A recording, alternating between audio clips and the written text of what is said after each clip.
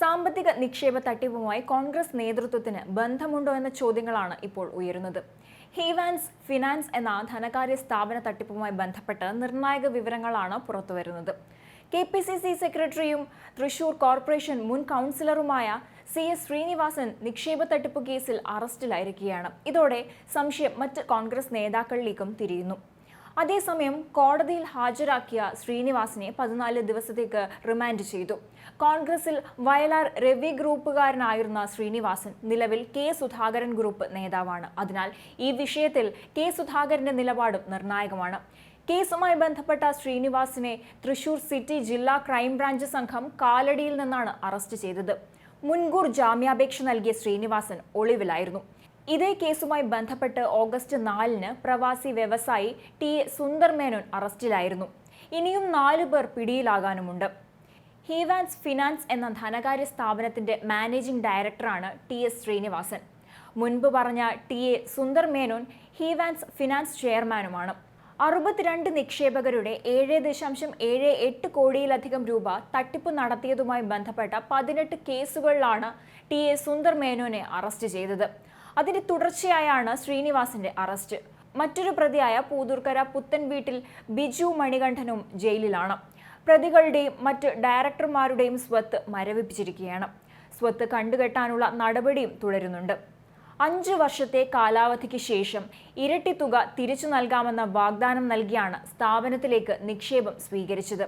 ഇതിൽ 17 കോടിയോളം രൂപ തിരികെ കൊടുത്തിട്ടില്ല എന്ന പരാതിയിന്മേലാണ് പോലീസ് നടപടി. സുന്ദർ മേനോൻ, CS ശ്രീനിവാസൻ എന്നിവരുടെ രാഷ്ട്രീയ സാമൂഹിക ഇടപെടലുകൾ വിശ്വാസത്തിലെടുത്തുകൊണ്ടാണ് ലക്ഷക്കണക്കിന് രൂപ ഹീവാൻസ് ഫിനാൻസിലും ഹീവാൻസ് നിധി കമ്പനിയിലുമായി നിക്ഷേപിച്ചതെന്ന് നിക്ഷേപകർ പറയുന്നു.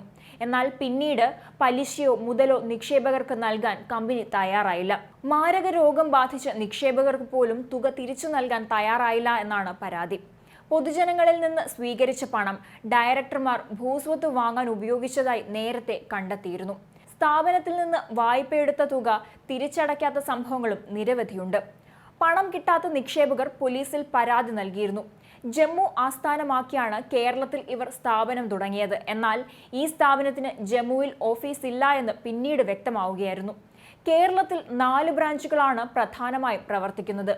300ഓളം നിക്ഷേപകർ പല ഘട്ടങ്ങളിലായി സ്ഥാപനത്തിനെതിരെ പരാതി നൽകിയിരുന്നു.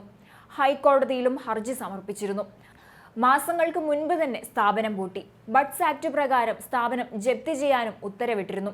തുടർന്നാണ് 11 പേരുടെ പരാതിയിൽ സുന്ദർ മേനോനെ സിറ്റി കമ്മീഷണർ ഓഫീസിൽ വിളിച്ചുവരുത്തി അറസ്റ്റ് ചെയ്തത്.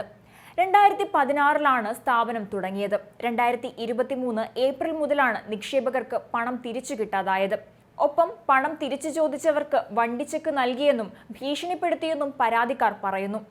തട്ടിപ്പ് എങ്ങനെയെന്ന് ഒന്ന് പരിശോധിക്കാം. നിക്ഷേപം ഇരട്ടിയായി തിരിച്ചു നൽകും, ഉയർന്ന പലിശ തുടങ്ങിയ വാഗ്ദാനങ്ങളാണ് സുന്ദർ മേനോൻ നൽകിയത്. പത്മശ്രീ എന്ന പേരുപയോഗിച്ചായിരുന്നു തട്ടിപ്പ്.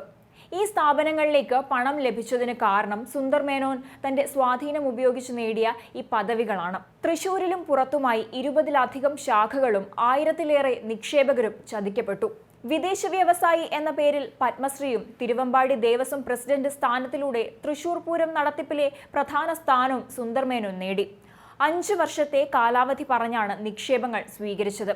കാലാവധി കഴിഞ്ഞ് പണം ലഭിക്കാതെ വന്നതോടെ പരാതികൾ എത്തി തുടങ്ങി. ആദ്യം പരാതി പറഞ്ഞവർക്ക് വണ്ടിച്ചെക്ക് നൽകി പറ്റിച്ചു. പരാതി വ്യാപകമായതോടെ സ്ഥാപനത്തിലെ സ്ഥാനങ്ങൾ രാജിവെച്ച് രക്ഷപ്പെടാനുള്ള ശ്രമങ്ങൾ നടന്നു. തൃശൂർ പൂങ്കുന്നം ചക്കാമുക്ക് ആസ്ഥാനമായി പ്രവർത്തിച്ച ഹീവാൻ നിധി ലിമിറ്റഡ്, ഹീവാൻ ഫിനാൻസ് എന്നീ സ്ഥാപനങ്ങൾ വഴിയാണ് 30 കോടിയുടെ നിക്ഷേപ തട്ടിപ്പ് നടന്നത്. ഈ തട്ടിപ്പുമായി ബന്ധപ്പെട്ട എല്ലാ സഹായവുമായി കോൺഗ്രസിന്റെ തൃശൂരിലെ പ്രധാന നേതാവായ CS ശ്രീനിവാസനും ഉണ്ടായിരുന്നു. പത്മശ്രീ നേടിയതും ഈ രാഷ്ട്രീയ സ്വാധീനത്തിലായിരുന്നു. ജമ്മു ആസ്ഥാനമായാണ് സുന്ദർ മേനോൻ ഹീവാൻ എന്ന തട്ടിപ്പ് കമ്പനി തുടങ്ങിയത്. എന്നാൽ ജമ്മുവിൽ ഇങ്ങനെയൊരു ഓഫീസേ ഇല്ല എന്ന അന്വേഷണത്തിൽ കണ്ടെത്തുകയായിരുന്നു. രേഖകളിൽ മാത്രം കമ്പനി ആരംഭിച്ച് കേരളത്തിൽ വിവിധ ശാഖകൾ തുടങ്ങുകയാണ് ചെയ്തത്. സുന്ദർ മേനോൻ 1986 മുതൽ വിവിധ വിദേശ കമ്പനികളിൽ ജോലി ചെയ്തു. ഖത്തറിൽ നിന്നായിരുന്നു തുടക്കം. പത്മശ്രീ ലഭിച്ചതിനു പിന്നാലെയാണ് നിക്ഷേപ തട്ടിപ്പിന് സുന്ദർ മേനോൻ സ്ഥാപനങ്ങൾ തുടങ്ങിയത്. 2016 മുതൽ 2023 വരെയാണ് തട്ടിപ്പ് നടന്നത്. തിരുവമ്പാടി ദേവസ്വം പ്രസിഡന്റ് ആയതോടെ തട്ടിപ്പ് പുതിയ തലത്തിലെത്തി. സ്വത്ത് കണ്ടുകെട്ടാൻ ബഡ്സ് ആക്ട് പ്രകാരം കളക്ടർ ഉത്തരവിട്ടിട്ടുണ്ട്. തൃശൂർ വെസ്റ്റ് പോലീസ് അന്വേഷിച്ചിരുന്ന കേസുകൾ പിന്നീട് ക്രൈംബ്രാഞ്ച് അന്വേഷിച്ചു.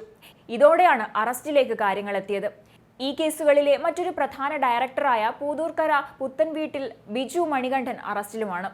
പരാതികളും പ്രതിഷേധവും ഉയർന്നതോടെ സുന്ദർ മേനോൻ ഉൾപ്പെടെയുള്ളവർ സ്ഥാപനത്തിലെ സ്ഥാനങ്ങൾ രാജിവെച്ചിരുന്നു. ഇതിന്റെ പേരിൽ കേസിനെ പ്രതിരോധിക്കാനും ശ്രമം നടന്നിരുന്നു. സ്ഥിര നിക്ഷേപത്തിന് കാലാവധി കഴിഞ്ഞാൽ ഇരട്ടിത്തുക നൽകാമെന്ന് പറഞ്ഞും തട്ടിപ്പ് നടത്തിയിരുന്നു. പണം തിരിച്ചു നൽകാത്തതിനാൽ നിക്ഷേപകർ സ്ഥാപനത്തിനു മുന്നിൽ പ്രതിഷേധിച്ചിരുന്നു. ജില്ലയിലും പുറത്തുമായി 22-ലേറെ ശാഖകളും 1000-ലേറെ നിക്ഷേപകരും 33 കോടിയിലേറെ നിക്ഷേപവും ഉണ്ടെന്നാണ് നിക്ഷേപകർ പറഞ്ഞത്.